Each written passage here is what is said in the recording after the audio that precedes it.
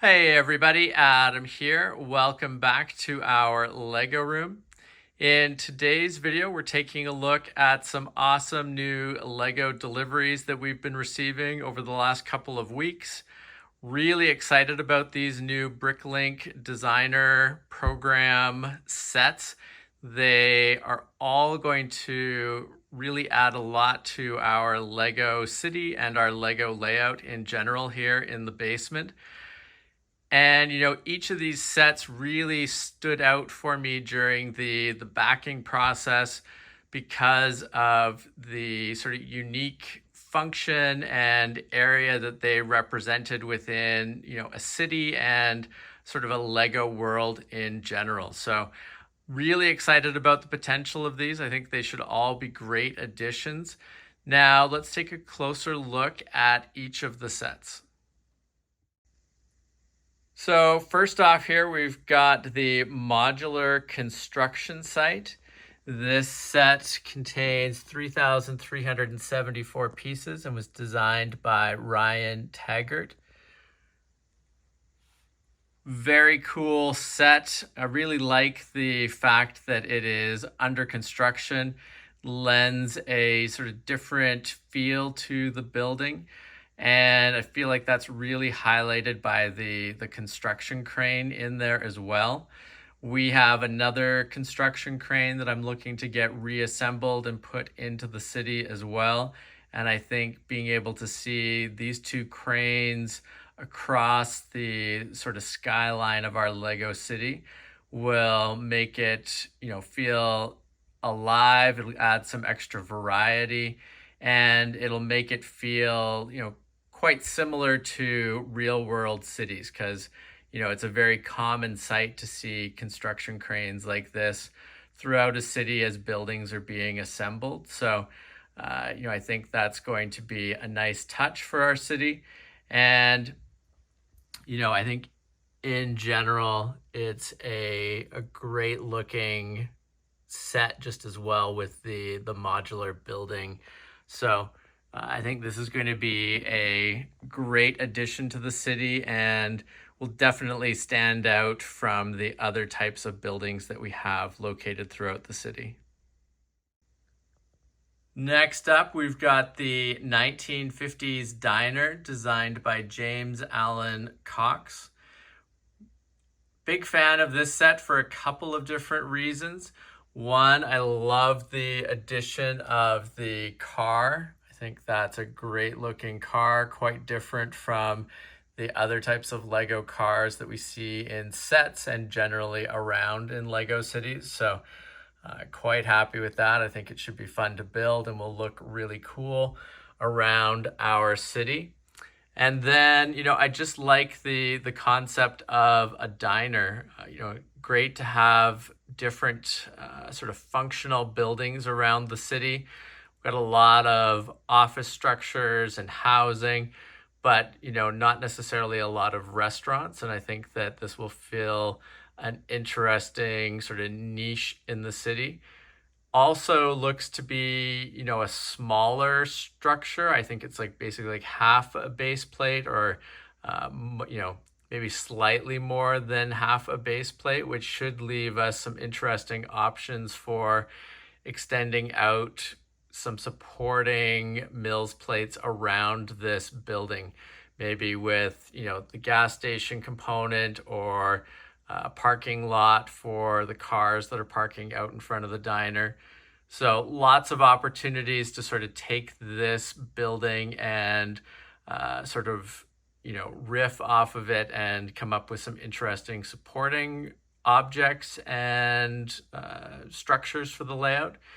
But also the building itself just looks really cool.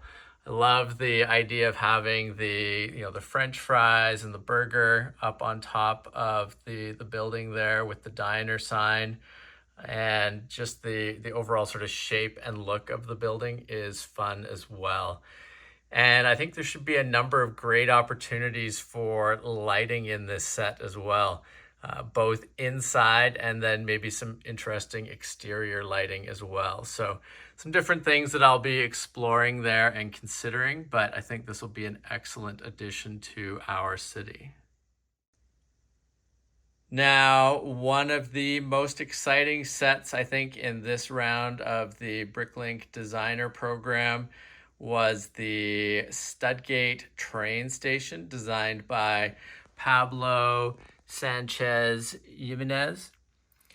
Really cool looking set with 4,076 pieces. I think that, to go with our Lego Railroad, it's awesome to have such an interesting looking train station structure.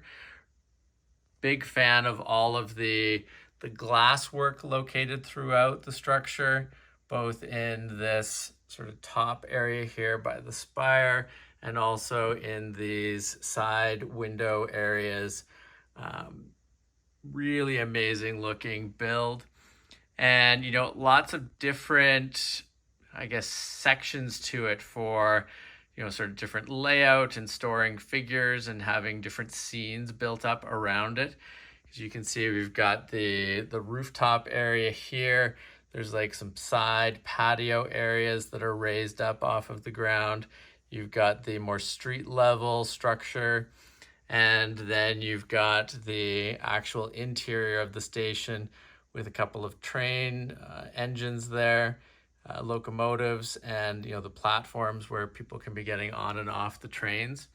So definitely excited about this particular set.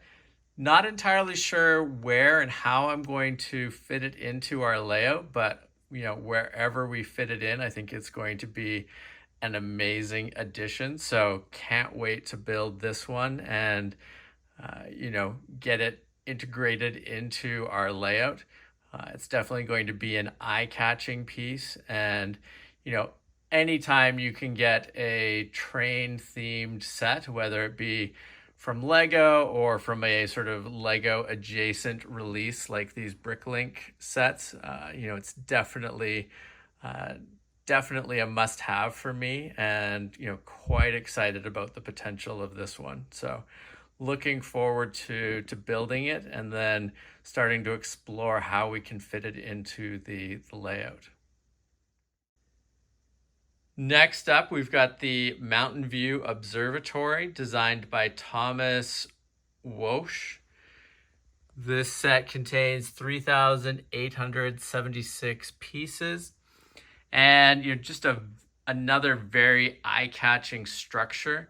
Really like the design of the observatory itself, with the dome part up here, the interesting sort of exterior viewing area, but also the fact that they have integrated some terrain and nature elements into the side of the build as well, which to me, really speaks to the fact that, I think once this set is built, we will be looking at ways to sort of elevate it off of the main level of our layout.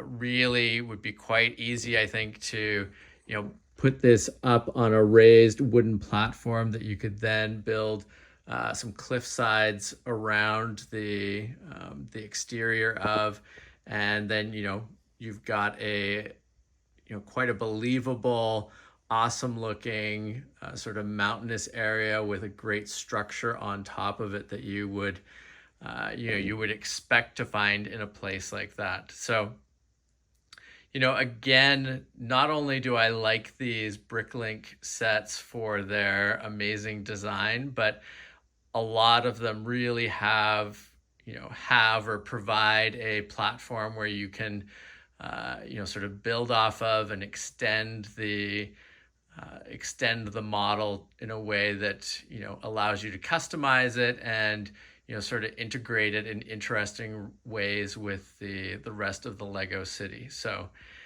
definitely excited about this one. It's got a lot of cool elements, and looking forward to seeing how not only how we can integrate it into the city, but really seeing how, the dome area functions and what you can do with it, and some of the interesting nature elements there, which, like I said, a lot of interesting ways that you could sort of riff off of these exterior elements here to provide an interesting landscape around the building itself. So definitely one of the more interesting ones, I think, out of the set in terms of the potential of where you could take this as you're building it and putting it into the city. Now, last but not least, we've got the Winter Chalet designed by Sandro. And this set contains 2,706 pieces. And, my first impression of this set, in addition to it being, awesome looking, is that it would be a great addition to our Winter Village and Christmas themed sets that we get from Lego on a yearly basis. I think it would fit in quite well with them, and I'm looking to sort of build a separate portion of the layout for all of those sets to work together within. So I think this would be a great addition to that area. And, the back of this chalet is open. Doesn't bother me. You could fill that in and provide a, sort of a backside to the overall structure. But not really concerned about that. I think that, we really only need to see this from one side, and there's so many amazing details packed into this. I love the balconies, the staircases. There's a lot, there's the wood pile there under the staircase. Great sort of smoke coming out of the chimney area. A lot of sort of texture to the overall build, like the roof line here. I love those details sticking out there. Great little flower baskets under the windows. Just a lot of personality and detail packed into this set. And I think it will work quite well with those Winter Village sets, and should be, it'll make a lot of sense with them. It'll add a very applicable structure to that portion of the layout, and will just look amazing as well. So definitely looking forward to building this one and seeing how it comes together and how best to integrate it with those other sets. And I think it's neat that they've added a number of minifigures in here as well that will fit in with the structure and the theme of this building and the area where it's likely to go. So, as I mentioned, quite excited about all of these new Bricklink Designer Program sets that will be getting integrated into our Lego City. All of these will be getting built onto Mills modules, and I'm going to be trying to integrate as much lighting as I can, and at least lighting and power in general out of the box, so that it will be easier to add in additional lighting components later on as we start to see how they integrate into the city, and sort of how they're looking and what might work best for them. So really cool stuff ahead. We'll do videos on each of these sets as they get built, and discuss in more detail about how they're going to be integrated into the city, and how we're going to be working in lighting and power to these modules. So definitely keep an eye out for those videos upcoming. And if you have not subscribed to the channel, please make sure to do so that you don't miss out on any of our upcoming videos. And thank you very much for watching. We will see you again soon. Take care. Bye.